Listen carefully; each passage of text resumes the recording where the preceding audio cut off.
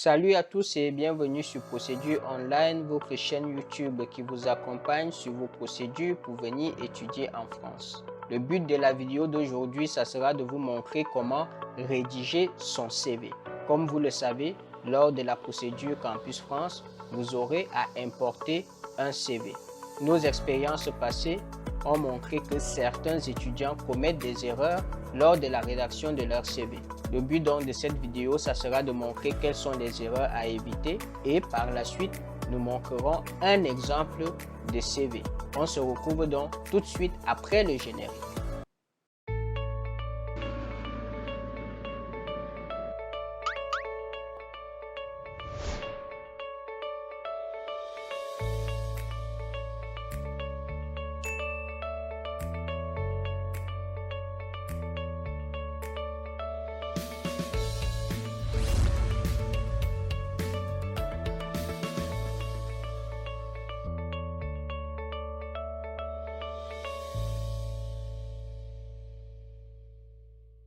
Alors, parmi les erreurs à éviter, la première, c'est de faire un CV trop long. Pour faire très simple, votre CV doit tenir exactement sur une page, pas plus. Ceux qui ont la tâche de lire vos CV, il faut toujours avoir en tête qu'ils n'ont pas beaucoup de temps et ils ont beaucoup de CV qu'ils doivent parcourir. Par conséquent, ils n'ont pas le temps de lire des CV qui sont trop longs. Donc, vous devez impérativement faire en sorte que votre CV tienne sur une seule page. Précision aussi, faire tenir son CV sur une page, ça ne veut pas dire qu'il faut faire un CV où il y a un manque d'informations. Il faut bien sûr donner certains détails sur certaines des expériences que vous avez eu à avoir, notamment peut-être des stages. Si vous avez eu à faire des stages, il faut quand même fournir ce que vous avez eu à développer par exemple. Mais il faut tout faire pour que tout cela tienne sur une page. Et aussi, ça ne veut pas dire que le CV, il doit être surchargé. Parce que votre CV, même s'il est sur une page, doit toujours rester agréable à lire. Cela demandera donc de bien synthétiser, d'être précis et concis dans la rédaction de vos CV. Autre point qui est éliminatoire, j'ai envie de dire, c'est de faire des fautes dans son CV. Il faut éviter les fautes d'orthographe et de grammaire dans vos CV.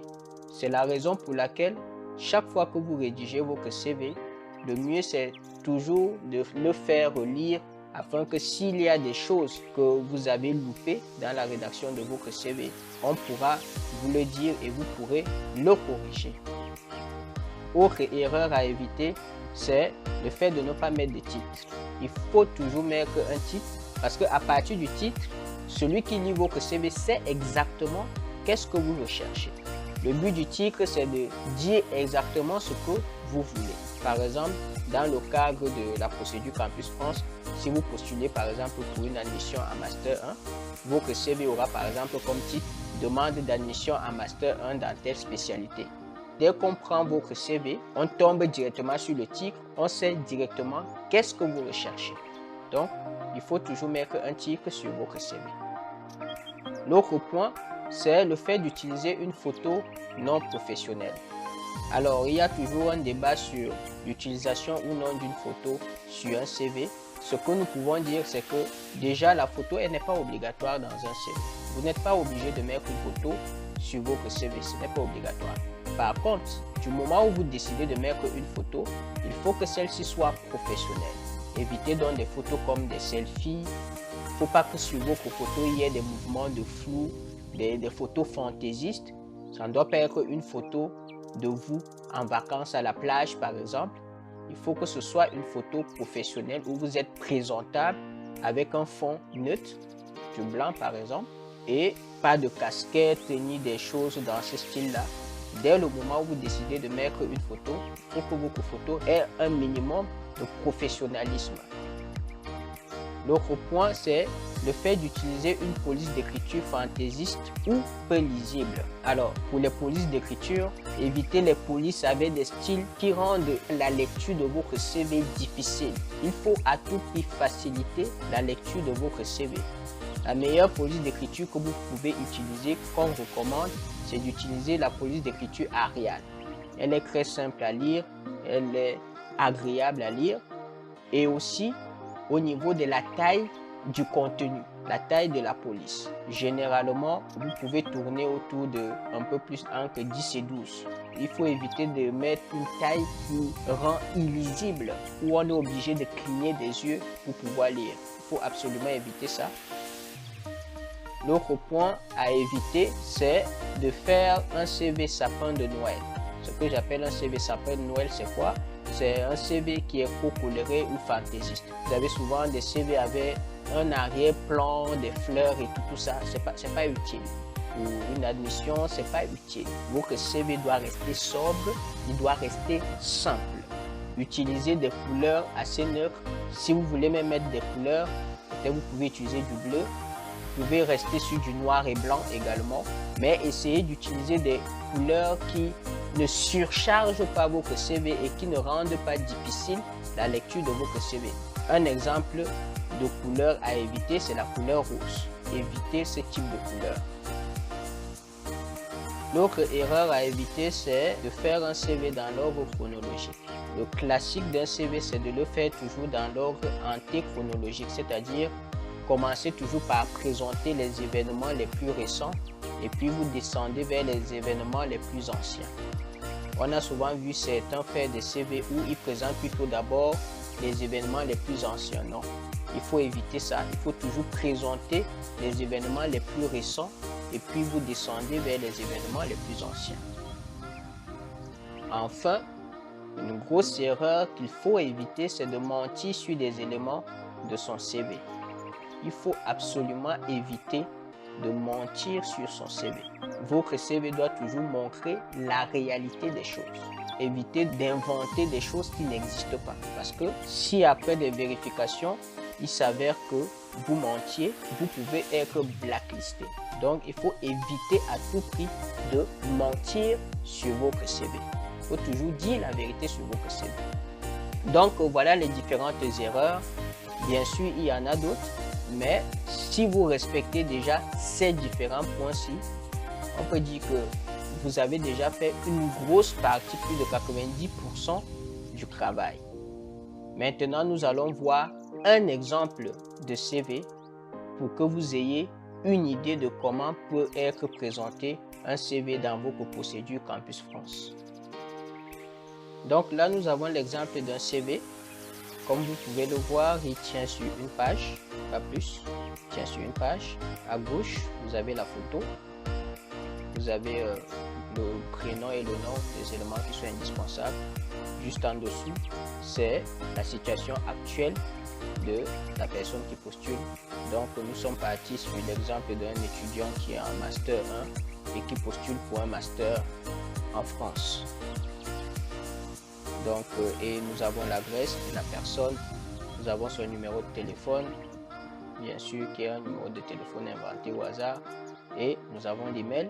Et juste à droite, vous voyez, vous avez le titre, ce dont nous avons parlé tout à l'heure, demande d'une admission en Master 1 en informatique. Et bien sûr, les éléments obligatoires, parmi les éléments obligatoires, il y a bien sûr le parcours académique.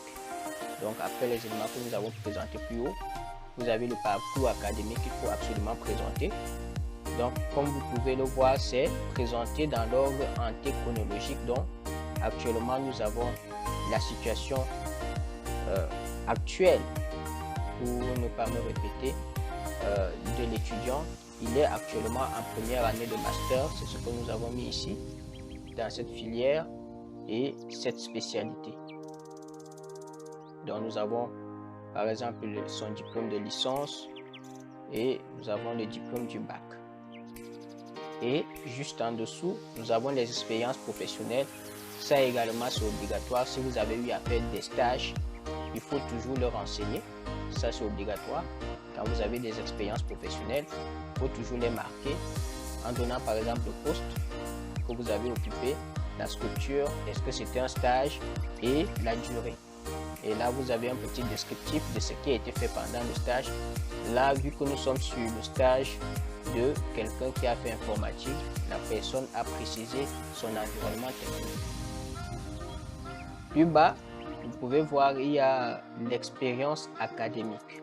Alors, les expériences académiques, ce sont par exemple des projets que vous avez eu à faire à l'école. c'est toujours une bonne chose de les mettre dans le cas où vous n'avez pas beaucoup d'expérience professionnelle. C'est toujours bien de mettre les différentes expériences académiques, notamment par exemple des projets de fin de cycle licence, comme ce qui a été fait ici, où l'étudiant en a mis son projet de fin de cycle licence, ce qu'il a eu à faire. Donc si vous avez des expériences académiques comme ça pour valoriser votre CV, il ne faut surtout pas hésiter à les mettre, c'est important. Donc vous mettez les expériences professionnelles. Si vous n'en avez pas beaucoup, vous pouvez rajouter des expériences académiques qui sont bien sûr des expériences significatives. Et juste à notre droite, vous avez les compétences, notamment les éléments qui doivent quand même toujours figurer dans un CV. En termes de compétences, il y a par exemple la langue, donc votre niveau de langue. Là, nous avons le niveau de langue en français et en anglais. Comme c'est un CV qui est orienté informatique, pour ce CV, si la personne détaille ses compétences, notamment en termes des langages utilisés, etc.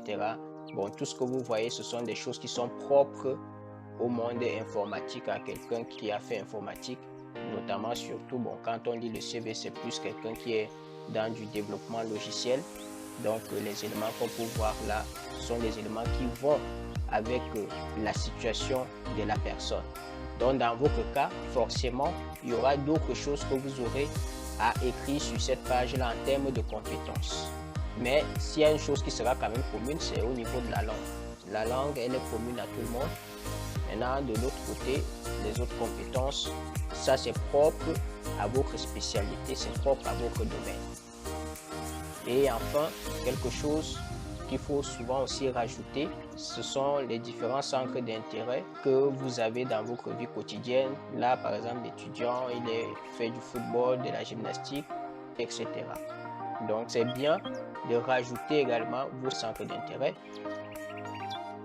Quelque chose qui n'a pas été ajouté sur ce CV test, mais qu'il ne faut pas oublier, c'est par exemple si vous avez fait du bénévolat, donc des expériences associatives de ce genre, il ne faut pas hésiter aussi à les rajouter. Donc vous pourrez créer une section qui est dédiée à ça, où vous pourrez rajouter ces éléments-là. Par exemple, si vous avez été dans une association, etc. Donc vous pouvez rajouter également ce type d'expérience. Mais quand vous les rajoutez, de faire toujours attention à ce que tout reste sobre, facile à lire et que ça tienne toujours sur une page.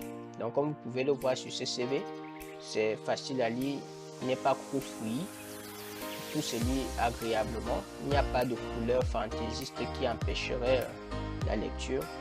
Les couleurs sont assez simples et il n'y a pas de sapin de Noël. Donc voilà à quoi peut ressembler en exemple un CV test. Bien sûr, ça ne veut pas dire que vous allez faire votre CV sous cette forme, mais c'est pour que vous ayez une image de ce à quoi un CV doit ressembler. Vous pouvez peut-être réaménager sous une forme différente, mais il faut toujours garder en tête les éléments principaux. Donc ce sera tout pour cette vidéo. Le but c'était tout simplement de vous montrer les différentes erreurs qu'il faut éviter lorsque vous rédigez votre CV. Ce sont des choses très importantes. Ça ne pourra que maximiser vos chances d'être admis dans une université française. Si vous n'êtes pas déjà abonné à la chaîne, je vous invite à vous abonner. Ça permettra que vous puissiez recevoir les notifications lorsque les vidéos suivantes arriveront. Et sur ce, on se dit ciao et à la prochaine.